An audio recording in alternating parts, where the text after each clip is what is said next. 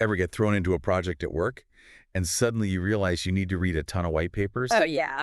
It can be kind of intimidating. Yeah, definitely. So today on the show, we're really going to deep dive on white papers, like really give you the cheat codes to understand them, not just like what they are, Yeah. but how to get through them. Right. And we've got a great article by Curt Robbins to help us with this. He's great. Yeah, he really seems to know his stuff, so we're going to lean on his expertise a lot today. Definitely. And I think it's important for us to figure out, why companies even spend their time on these things. Yeah, because it's got to be a pretty big investment to put one of these together. For sure.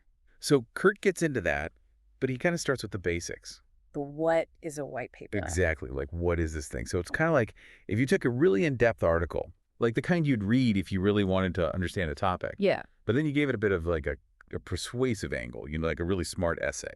Right. So it's trying to convince you of something. Exactly. And one thing I think a lot of people don't realize is that white papers, they're everywhere. This isn't like a niche thing. It's not just for academics. No, not at all. Like Curt in this article, he talks about how he's worked on white papers for all sorts of industries, like tech, obviously, but even like wellness and stuff. Wellness supplements, I think you mentioned. Yeah, so they're everywhere. It's kind of wild. Which is what I love about doing these deep dives, because you start to realize how these things are kind of behind the scenes in like every industry. Totally shaping how we see things. Yeah, but the good news is that they all kind of follow a similar structure. They do, which helps make them a little less intimidating once you get it. For sure, and Curt breaks down these key sections. Which is kind of like having X-ray vision for these things. Right, you can see right through them. Yeah, you can see what they're trying to do, how they're trying to convince you. Exactly, so let's get into it.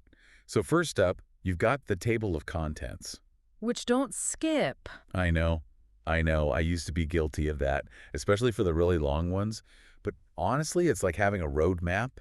It is. It tells you where you're going. And if it's a well-organized table of contents, that usually means it's a well-organized argument in the paper itself. Yeah, that's a good point. Like you can tell right away if the authors really know what they're talking about. Yeah, you can spot the BS pretty quick. I- Okay, so after the table of contents, you've got the executive summary, and this is where the magic happens. Right. Or doesn't. Right, this is it. Imagine you have 30 seconds to convince someone to read your whole white paper. Oh man, the pressure. Right, that's the executive summary. It's got to be good. Yeah, it's got to grab you, make you want to keep reading. Totally. And then Curt reminds us about the intro. Which is more important than some people realize. Yeah, so many people just skip right over it. But it's not just there to, like, set the stage. It's about building trust. Right, like, why should we trust that this information is good? Why should we trust these authors? Exactly, it's like a handshake. Okay, I like that analogy. Now, it can either make you feel at ease or make you want to run for the hills. Okay, so we're through the intro, we've shaken hands, now we're ready for the main course, which is the body. This is where the meat of the argument is, all the juicy details. All the data, all the research, it's all got to be in there. And this is where you can tell if they're just making stuff up or if they've actually got the goods to back it all up. Right. Are they full of hot air, or do they actually know what they're talking about? Exactly. And then, of course, we need a good ending, got to have a good conclusion. Can't just leave us hanging.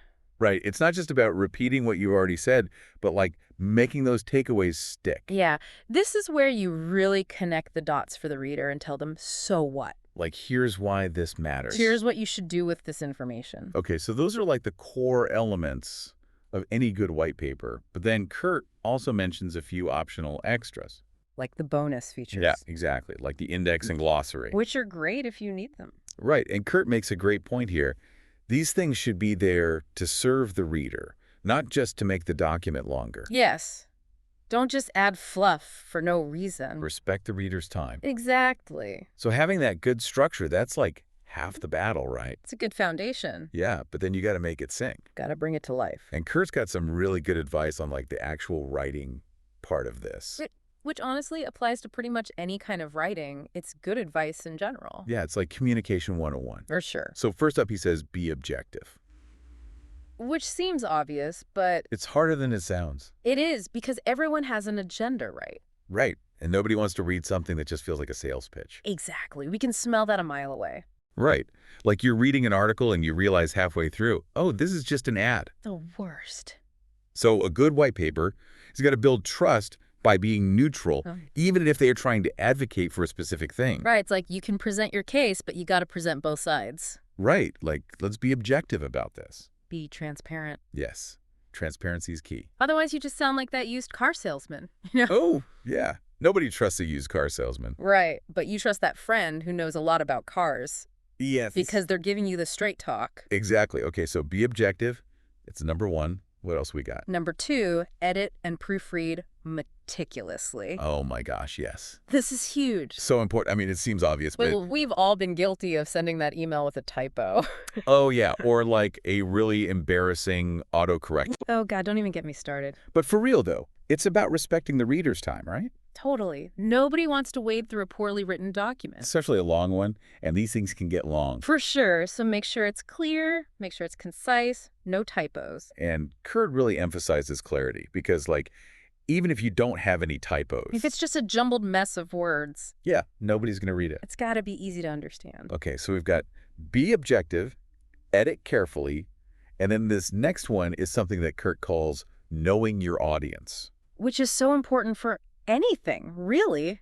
Any kind of communication. Whether it's a white paper or an email or just talking to someone you know. Right, you got to know who you're talking to. Exactly. Like I was trying to explain this new algorithm to my mom the other day, Oh, no. and I totally lost her. Yeah, you can't go full tech jargon on someone who's not in that world. Right, so I had to like take a step back and explain it in a way that she would understand. Exactly. Use analogies, simplify things. And then it finally clicked for her. It's like speaking different languages almost. Yeah, totally. And it's the same with white papers. You got to know who you're writing for. Are you writing for experts or for beginners? Right, because that changes everything. Your tone, your vocabulary, everything. Okay, so we're really seeing a theme here. Be objective, edit well, know your audience, and then this next one is key, provide supporting evidence. You got to back up your claims. Right, you can't just say something and expect people to believe it just because you said it.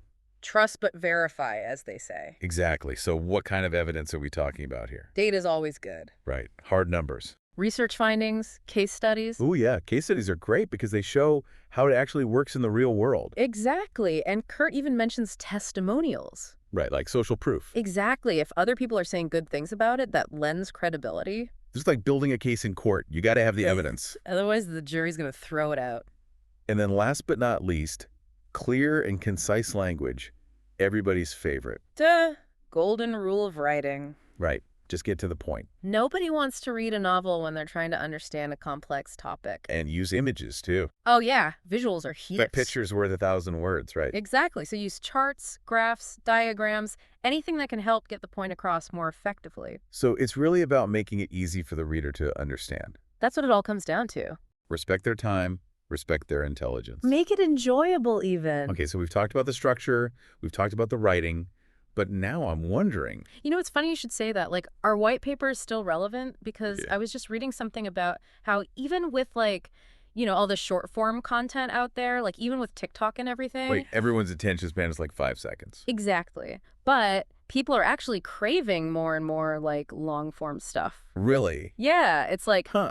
So it's like they want both. they want it all. It's like they want the snacks, Mhm. but they also want, like, a nice, satisfying meal Okay, yeah. and a good white paper that's like a meal. That's a good way to put it. It's got all the nutrition. But then how do you make it, I don't know, digestible?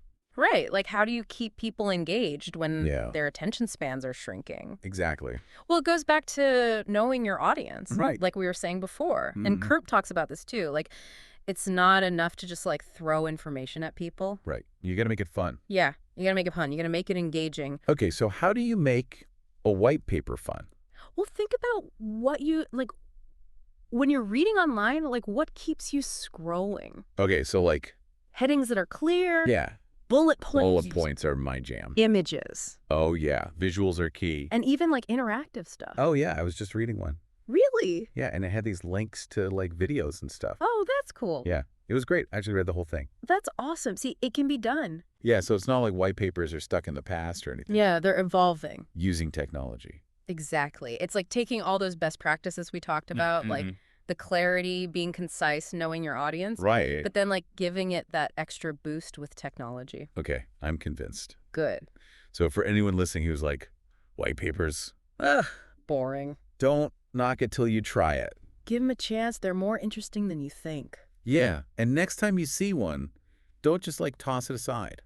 Really engage with it. Yeah, look for those things we talked about. The structure, the evidence. Is it clear? Is it concise? Is it trying to be engaging? Yeah, you might actually learn something. Might even enjoy yourself. Right. Who doesn't love a good deep dive? And that is our show for today. Thanks for joining us for this exploration of white papers. Hopefully you learned a thing or two. And we'll see you next time for another deep dive.